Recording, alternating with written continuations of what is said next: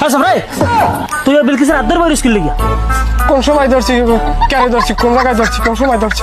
এবার আমি এই দেয়নি তুই আদ্দার বাইরেছ।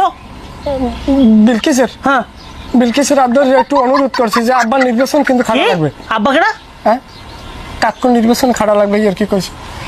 আরে কই কাকু এবছর মেম্বার হইবে, ও কইতেছ মেম্বার হইবে না।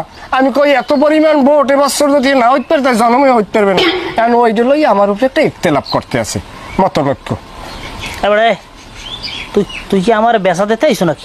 না। তোর ওই বিলকিসের লইয়ে তোর ওই নয়কান্ত জাত করলাম না, হ্যাঁ। তোর আর লই যাও সন্ধ্যার পরই যাবো। হ্যাঁ সামরা সন্ধ্যার পর যাবো, আমরা ফজরের আগে আইব। কান ফাড়াইলাম থাপড়াই কথা আগে হন আমার বিলকিসের লই যাওয়ার দরকার নাই।